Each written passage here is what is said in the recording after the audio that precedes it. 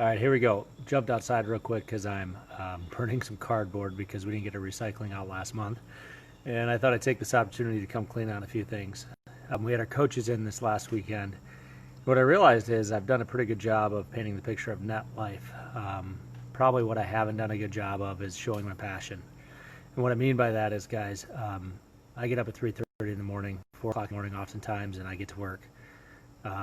There's rarely hours that I'm awake that I'm not thinking about business, that I'm not thinking about my clients, and I never really turn off. I mean, I had consciously put things in my schedule to make sure that I'm a family guy and that I'm the best husband and father that I can be. Yet the reality is I'm always thinking about work. I'm always thinking about my clients, and I work my butt off. Every extra minute I'm watching YouTube videos, I'm listening to books, I'm I'm getting after it. And so I know I preach net life, and I also preach following your passion. And I work a lot. I work 9 to 5, and I turn it off when I'm home.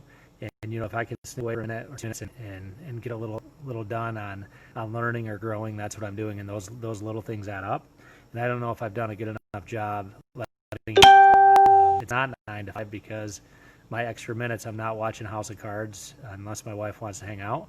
I'm putting in the work. Second thing is you know, I hear a lot of times, well, Hank, I'm not you.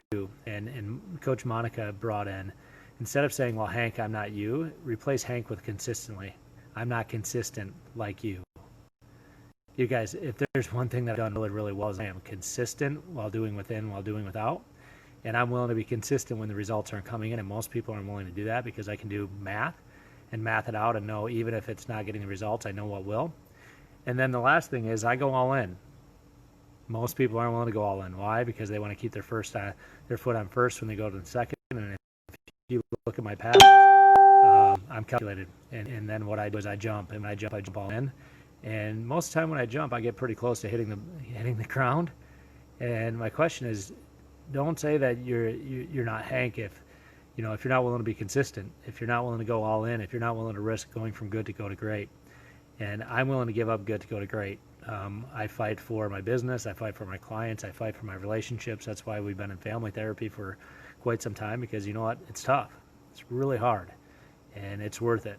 So my question is, are you willing to fight for what you want, and are you willing to be consistent, and are you willing to get after it even when there's quote-unquote easier ways? I don't take the easy way. I'm not trying to get in shape overnight with any of this.